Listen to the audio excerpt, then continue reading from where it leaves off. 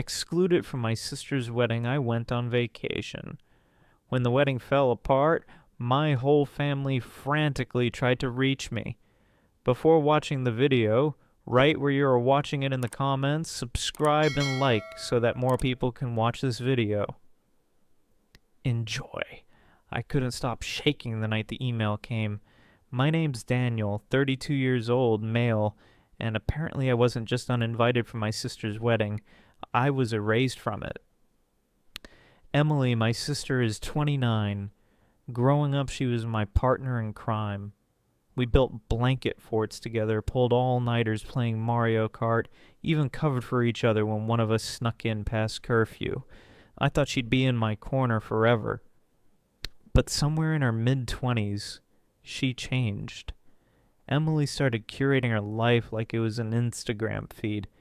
Every holiday became a photo shoot. Every conversation turned into a brag about how perfect her relationship was with Mark, her fiancé. And slowly, I went from being her brother to being her background noise. When she got engaged, I honestly thought I'd be her best man. I pictured speeches, tequila shots, that stupid dance we used to do at weddings when we were kids. Instead, she sent me a 6-sentence email. No call, no conversation, just, Daniel, we've decided to keep the wedding party small. Hope you understand. We'll see you at the reception. That was it. My own sister. The girl who once swore we'd walk each other down the aisle if we never found partners, was cutting me out of her wedding like I was some awkward co-worker she didn't want in photos. At first I convinced myself it was logistics. Small venue, limited budget, blah blah. But then I saw her bachelorette photos on Instagram. 12 bridesmaids, matched silk robes, a whole hotel suite filled with champagne and balloons, and not one word to me. When I finally asked her about it, she didn't even flinch. Daniel, don't make this about you. You'll be there as a guest. That's enough. That word, enough, it shattered me, like she was tossing me scraps. I won't lie, I cried that night. I punched the steering wheel in my car until my knuckles swelled. My mom told me to let it go, that weddings were stressful. Dad said family was family and I'd regret causing drama. But all I felt was this hollow ache in my chest, like I'd been replaced. So I booked a vacation. A week in Costa Rica, jungle hikes, ocean air, no Wi-Fi. I wasn't going to sit in the back row of my own sister's wedding, clapping politely while strangers stood beside her where I should have been. The kicker? The day I left, Emily posted a photo with the caption, "Surrounded by everyone who matters most." Everyone who matters. Everyone except me. And that's when I knew. If I wasn't important enough to stand by her, I sure as hell wasn't going to stick around when her perfect little fairy tale started to crack. The first morning in Costa Rica, I woke up to the sound of howler monkeys and waves crashing against black sand. My phone was on airplane mode. I let myself breathe for the first time in weeks. No reminders of Emily's wedding, no fake smiles, no family guilt trips. Just me. A hammock and a bottle of rum I cracked open at 10 a.m. because screw it, I was on vacation. But even while sipping cocktails under palm trees, I couldn't stop replaying it in my head. The look on Emily's face when she told me I was just a guest, like she'd been holding that line in her back pocket, waiting to finally unload it. It wasn't just the wedding, it was years of being second place. She was the golden child, the one who mattered. I was the afterthought. Let me paint the family picture. My mom, Patricia, lives for appearances. Every holiday card is a stage production. If Emily breathes near a diploma, Mom's crying about her brilliance. If I land a promotion, Mom's asking when I'm finally gonna settle down like your sister. Dad's quieter but no better. Always smoothing things over, telling me to keep the peace because Emily's sensitive. Sensitive, my ass. She was ruthless when she wanted something. And then there was Mark, the fiancé. The first time I met him, he shook my hand like he was already the head of the family. Salesman smile, rehearsed charm, the kind of guy who calls you buddy while sizing you up like a competitor. He always rubbed me the wrong way, but Emily adored him, so I bit my tongue. Still, some cracks had already been showing. A year before, Mark got drunk at a barbecue and bragged about his options. Said he was only with Emily because she knew how to play the long game. She laughed it off, but I saw her eyes tighten. When I tried to bring it up later, she shut me down. Don't start, Daniel. You always look for reasons to hate the people I love. So I stayed quiet until the wedding email. Out there in Costa Rica, I thought maybe I made the right call. Maybe I dodged a bullet by not being part of the show. I was floating in the pool with some tourists from Montreal, laughing about how bad the resort's karaoke was when I turned my phone back on for the first time in 3 days. It lit up like a grenade. 30 missed calls from Mom, 17 from Dad. Even Emily, who hadn't called me once in months, had left half a dozen frantic voicemails. My inbox was flooded with texts. Call us now! It's an emergency. Daniel, please answer. Everything's fallen apart. For a second, I just stared at the screen, heart racing, hands shaking. Something had exploded back home. And the wild part? Instead of panic, I felt this twisted sense of calm, like maybe, just maybe, the perfect little fairy tale had finally started to crack without me there to hold it together. I didn't call back right away. I know that sounds cold, but after years of being treated like the family's afterthought, something in me snapped. I sat on the balcony of my hotel room with a cigar I bought from a street vendor, watching the sun bleed into the ocean. My phone kept buzzing across the table, vibrating like a trapped insect. And I let it. When I finally checked the voicemails, my mom's voice was raw from crying. Daniel, it's a disaster. You have to call me back. Please. Dad's tone was clipped, almost angry. Son, we need you. Pick up your damn phone. And then Emily's. I'll never forget it. She was sobbing so hard she could barely breathe. Daniel, it's ruined. Mark, oh my God, just please call me, please. I poured another drink instead. A day later, I pieced the story together through texts from my cousin Lisa, the only one who ever actually treated me like a person. Here's what happened. The wedding was supposed to be this extravagant fairy tale production. Outdoor vineyard, string quartet, the whole Pinterest board dream. Emily had spent a year obsessing over every microscopic detail, down to the shapes of roses in the bouquets. But perfection doesn't survive reality. First, the florist delivered the wrong flowers, peach instead of blush. Emily reportedly screamed so loud the venue staff threatened to call security. Then the string quartet canceled last minute because one of them got food poisoning. The backup DJ arrived late and blasted club remixes during cocktail hour. Guests were already side-eyeing everything. And then came the nuclear bomb. Mark's his actual ex-girlfriend showed up, dressed like she was walking a red carpet, strutting down the aisle while people whispered. Nobody knew who invited her, but Lisa swore she overheard Emily's maid of honor saying Mark had been messaging this woman right up until the week of the wedding. During the vows, the ex actually stood up. She yelled, "Don't do it, Emily! He's been sleeping with me the whole time!" The place exploded. Guests gasped, phones whipped out, people shouting. My mom apparently fainted. My dad tried to drag the woman out, but she threw a drink in his face. Mark panicked and grabbed Emily's arm, swearing it wasn't true. But the ex pulled out her phone and started reading texts. Sex. Dates. Hotel receipts. Emily snapped.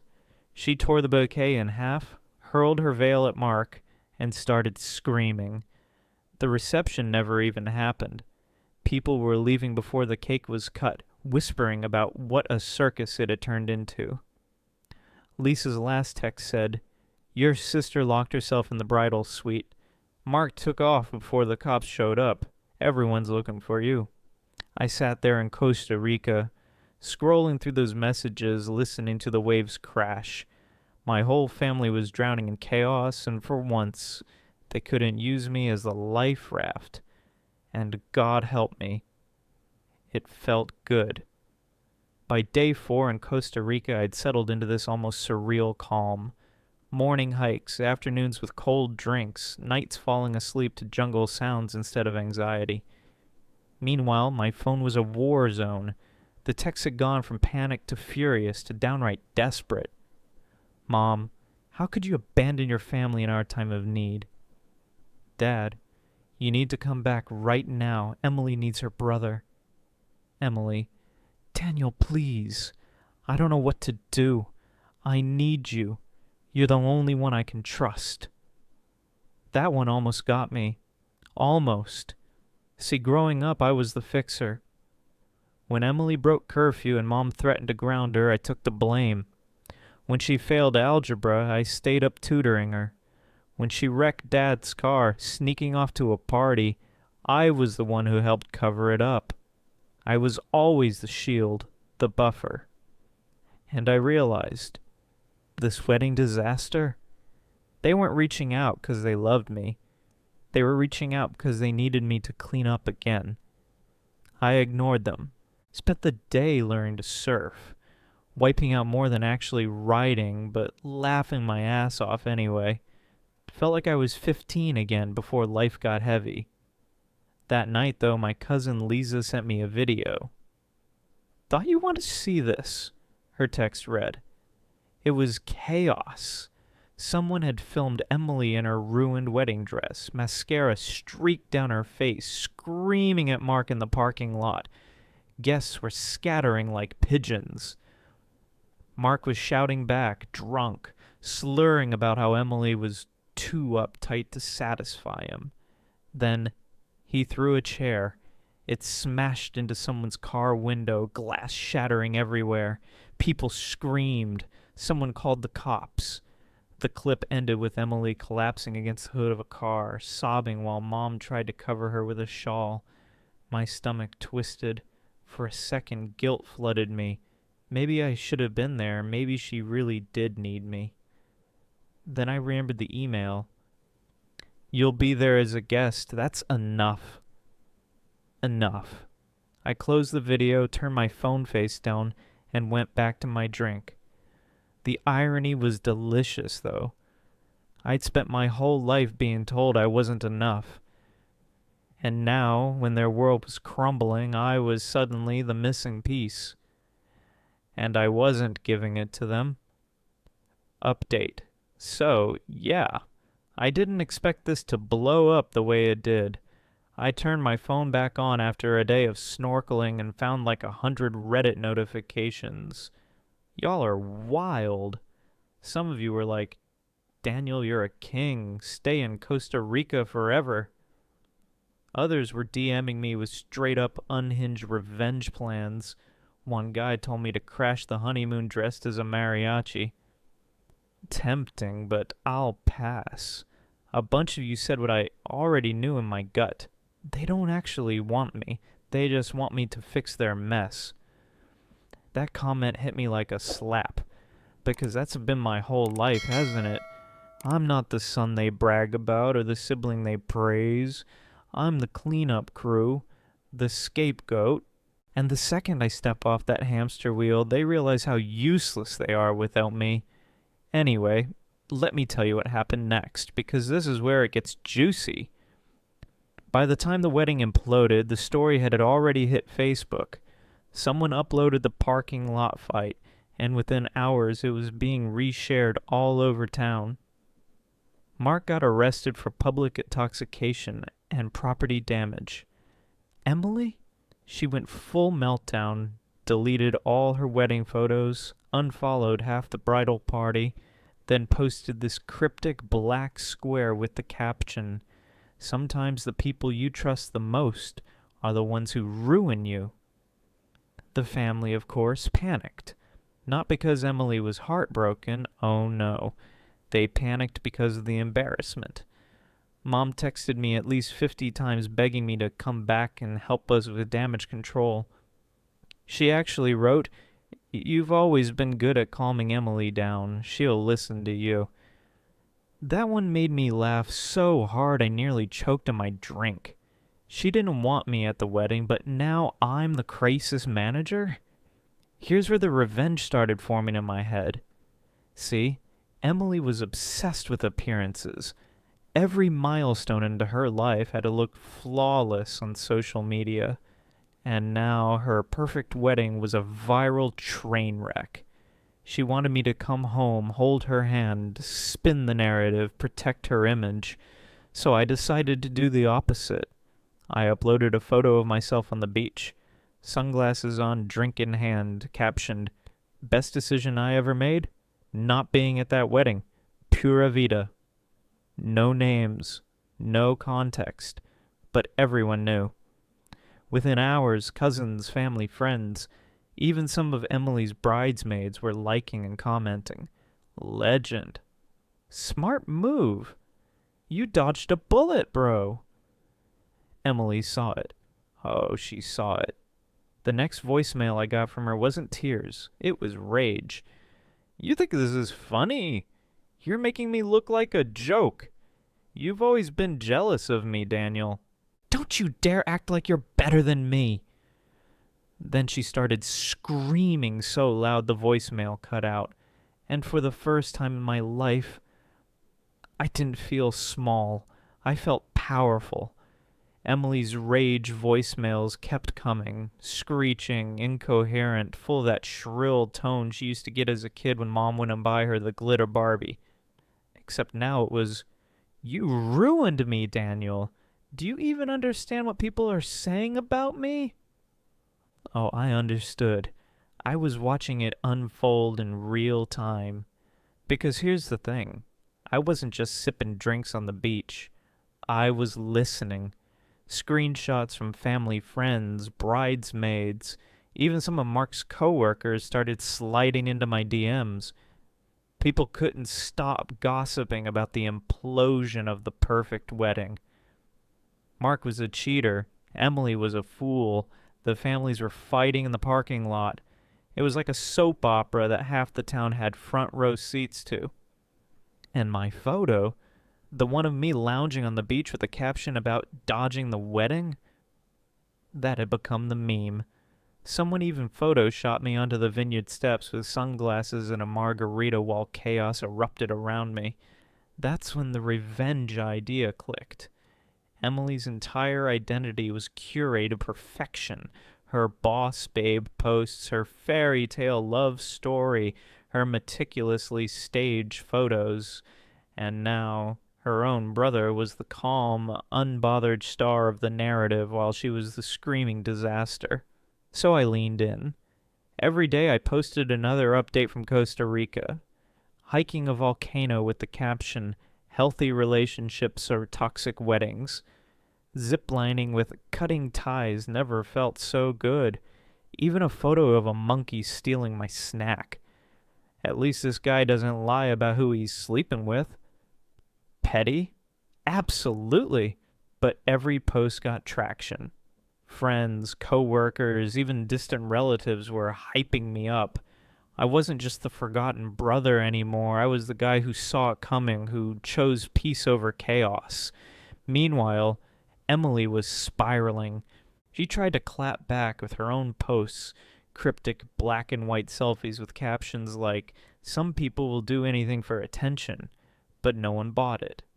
The comments were brutal. Even her bridesmaids started liking my posts more than hers. Then came the kicker. A family friend messaged me that Emily had shown up at Mark's apartment, still in her torn wedding dress, pounding on the door, screaming at him to come out. Neighbors filmed the whole thing. It went viral. Again. And all the while, my family kept calling, begging me to come home to help Emily salvage her reputation. But I just smiled, ordered another drink, and thought, for once, she's the one cleaning up her own mess. Update 2. Okay.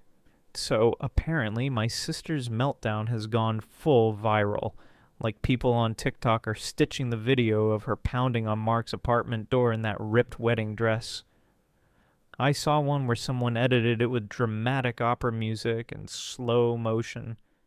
I shouldn't laugh, but I laughed so hard I nearly fell out of my hammock. And Reddit? Y'all are savages. The comments on my last post. My God.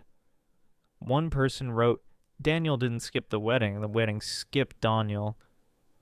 Another said, you're the main character now, own it. That one stuck with me. Because for the first time in my life, I wasn't Emily's sidekick or the family's scapegoat. I was the headline. My DMs are chaos too. Half my extended family is either begging me to delete my posts or secretly congratulating me for finally standing up for myself.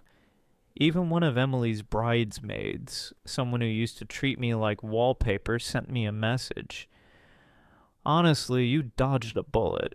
We all saw how she treated you. Here's the wildest part. Emily tried to flip the script. She made this long, teary Facebook post about betrayal and family turning against her. Tried to paint me as the villain who abandoned her in her darkest hour, but you know what happened? The comments section roasted her alive. People were like, didn't you exclude your own brother? And girl, he was on vacation while your fiancé cheated. Don't drag him into this. I didn't have to defend myself. The internet did it for me. And that was the sweetest revenge of all. She had spent years controlling the family narrative, making me look like the screw-up, the extra, the one who didn't matter. Now her entire facade had shattered, and I didn't lift a finger. Well, that's not totally true, because I'll admit something. That last beach photo I posted, the one with the caption, sometimes peace looks like not showing up, I timed it. Posted it exactly 5 minutes after Emily's Facebook rant went live, and within an hour, my photo had more likes than at her pity post. Petty? Oh yeah? Satisfying? Like nothing I've ever felt. For once, I wasn't the one on the outside. Emily was. When I finally flew home, I half expected to be met at the airport by Mom's tears and Dad's disapproving silence. Instead, it was nothing. No one showed. Just me, my carry-on, and the echo of baggage claim. But the silence didn't last. The next day, Mom cornered me at my apartment. She barged in before I could even set down my groceries, mascara smudged from crying. Daniel, do you realize what you've done to this family? She demanded, pacing like a prosecutor in her pearls. Your sister's reputation is ruined. Everyone's talking. You made it worse. I laughed. Actually laughed. Mom, I wasn't even there. Emily managed to ruin her own wedding all by herself. That set her off. She slammed her hand on my kitchen counter so hard the salt shaker toppled over. You're smug. You're always so smug when people need you most. We raised you better than this. I don't know what snapped in me, but I finally said what I've been swallowing for decades. No, you raised me to be Emily's shield, to clean up her messes, to shrink myself so she could shine. And for what? To be told I'm enough as a guest at her wedding? The room went dead quiet. Mom's jaw clenched. For once she didn't have a comeback. She just grabbed her purse and stormed out, muttering, ungrateful. Later that night, Emily showed up. Eyes puffy, hair a wreck, looking nothing like the sister who once ruled every room. She stood in my doorway, trembling. Daniel, please, help me fix this. Everyone's laughing at me. You don't understand what it feels like. And here's the part I'll remember forever. I reached over to my coffee table, picked up a framed photo, me and Emily as kids sitting in a blanket fort, grinning with flashlights. I handed it to her. I do understand. I spent my whole life trying to protect that girl, but she doesn't exist anymore. You killed her the day you told me being a guest was enough. Her face crumpled. She set the photo down, whispered, "You're cruel," and walked out without another word. Since then, the family's been fractured. Cousins still text me memes of the wedding meltdown. Dad checks in quietly like he's testing the waters. Mom barely speaks to me unless it's passive-aggressive. And Emily? She's gone dark on social media, hiding from the world she once curated. As for me, I went back to Costa Rica last month. Same beach, same bar, same hammock. Ordered the same drink and raised a toast to peace, to freedom, to finally learning that sometimes the sweetest revenge isn't fire or fury. It's walking away while they burn themselves down. And God, it tasted good.